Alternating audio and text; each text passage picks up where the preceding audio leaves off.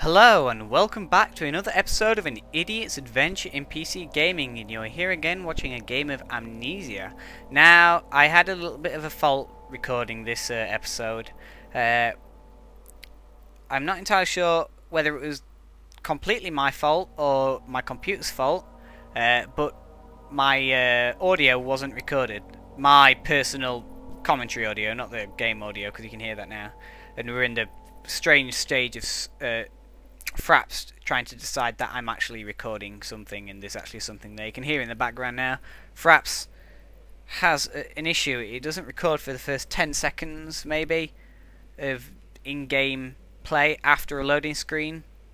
It's the only game I've ever encountered where it actually does this, and it's very weird. I don't know.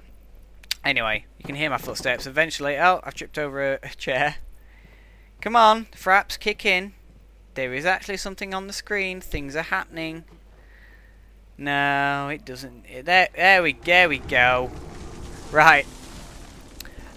What actually just happened is I came to the window where I came in from the previous episode. Oh yeah, so I'm doing a voiceover, by the way. This is the first time I've ever attempted to do anything, and I'll try and remember what I was thinking at the time of recording, so I can make some sense of the actions I was taking. Now, what you just missed is that a tree fell over.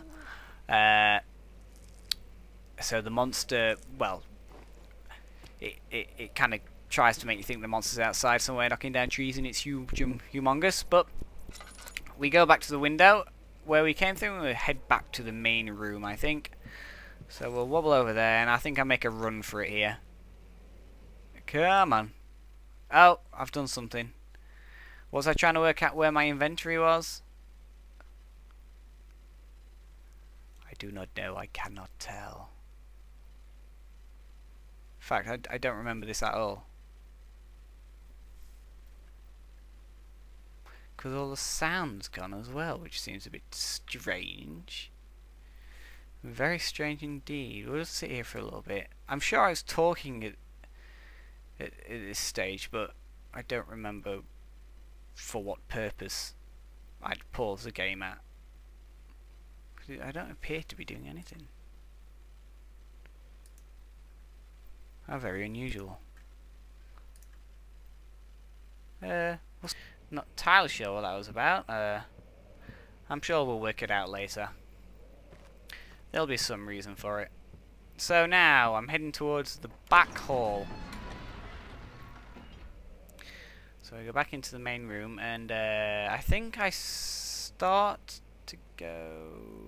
Oh no, I go into the guest room, I think, which is just to the right of me as I get out here. How long is it going to take for Fraps to realise I'm not in a loading screen anymore? There we go. Oh, that wasn't too bad now, was it? Yes. So, I'll be talking again randomly for what I can remember is no reason whatsoever. I seem to be pausing a lot in this. I wonder whether I was trying to do things at the same time. I haven't a clue. It doesn't matter really, does it? No, it doesn't matter at all. There we go. So what do I do now? Oh, what I do is I go into the room, which is to the left here. Do you remember the door flung open in the wind?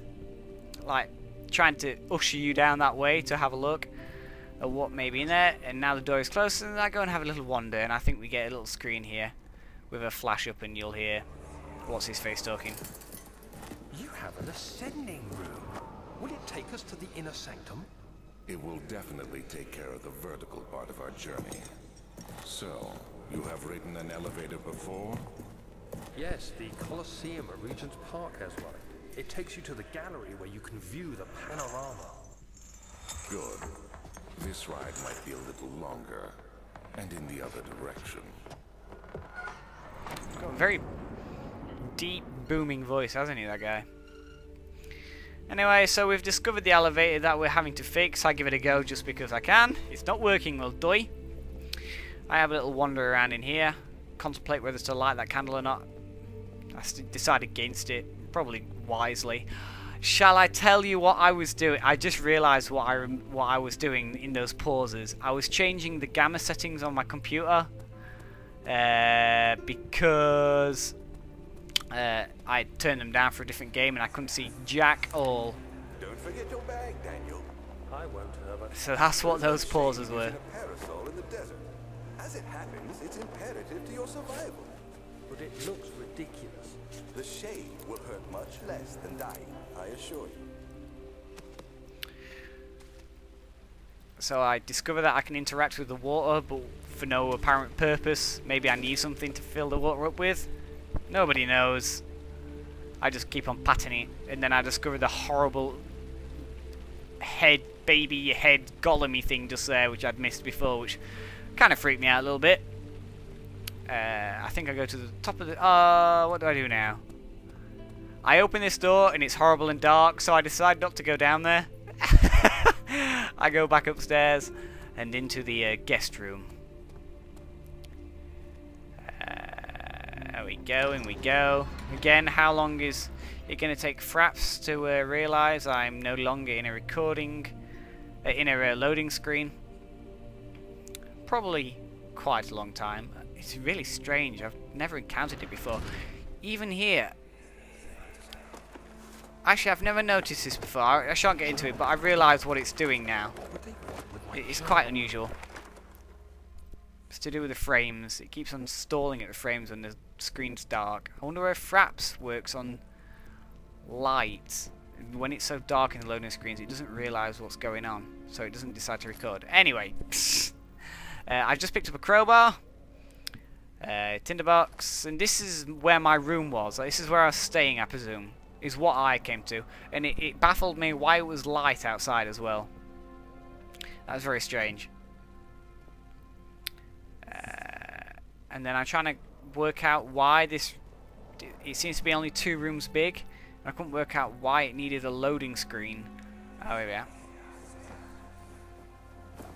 Daniel? What? Still having nightmares, I see. Yes. I can't shake them. They come every night. We'll put a stop to them. You'll see. Yeah, I'm trying to work out why I needed a loading screen for just 2 rooms. So I was looking for secret passageways and stuff to see whether I can get out of there. I have a route through the drawers, as you always do. Might find a tinderbox or something interesting. I don't know what that is on the floor. I decide it's wine, but I don't know what's next to it.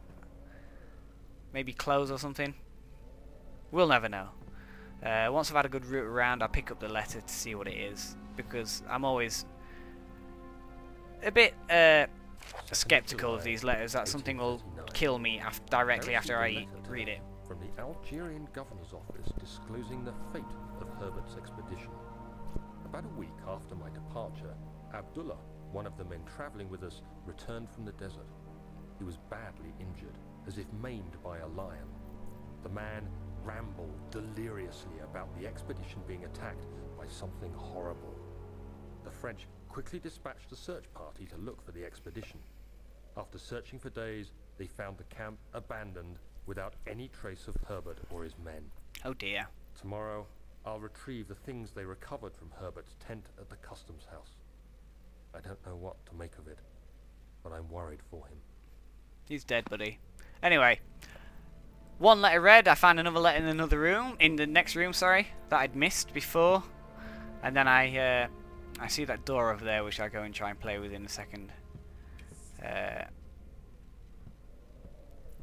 Oh yeah, I wonder what that noise is as well, which keeps on freaking me out. And it turns out every time I go over this bug, it makes a noise. I try and see whether there's anything in these drawers. Turns out to be a bit more difficult to open than I anticipated. But it doesn't stop me from trying. Have a look at the pretty picture. See whether there's anything in the fireplace. No? Alright then. Here's another letter. So I have a nosy through these drawers as well.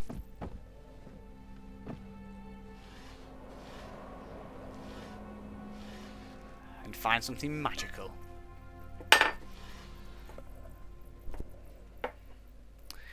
A medical bracelet to improve health and help heal wounds. So then I check what my health is like and it turns out I'm alright, so I don't bother using it then. July 1839. Today I picked up Herbert's things at the customs house. I dug through the trove of documents he had carried and found a log detailing the expedition. The nature of this text ranged from quick notes to colourful accounts of transpired events. I skimmed the pages, trying to figure out what might have happened. May 17th, the day I was trapped inside the orb chamber, Herbert dryly states, "Recovered Daniel after 1 hour of entrapment." This confused me greatly. I was suffocating within minutes. How could I have lasted an hour? Magic. I continued reading the peculiar text. Herbert states his facts without judgment or passion, but suddenly I could read frustration into his text. He pushed his men to investigate the underground tomb, an effort which seems to have strained the minds of his men. Madness spread through the ranks, and Herbert had to take some extreme measures to continue. He finally visits the chamber himself, where he retrieves the orb to the surface. His account confuses me greatly. If he has the orb, what are those pieces in my drawing room? Dum dum dum. So I have another note around. Do I try this door now? I think I do. I'll check the bookcase first. Ooh, oil. Lovely. Always do a bit of oil. And the door is stuck due to a broken lock. Now I'm very stupid at this point and decide, okay, can't go in there. Need to find another way around. Then I realise when you come over here you can hear like wind gusting and stuff. I wonder whether there's a hole in the back of one of these bookcases. Or maybe I could open the windows, but I can't. Then I go into the next room and try the same thing. To no avail. And then I'm even stupider and give up and go out the door.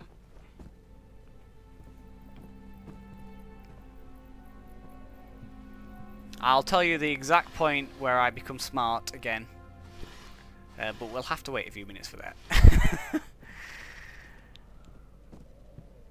So, we decide we can't do anything in this room. Go and try the door one last time. Maybe.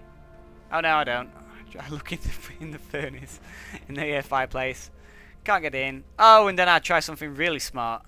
Maybe if I pick up a chair and throw it at the door, it would break open. Didn't work the first time, it's not going to work the second time, Harry. So I leave. There we go. And in fact, I think I'm going to leave it there for this episode. So thanks for watching, guys, and I'll see you again soon. Bye-bye.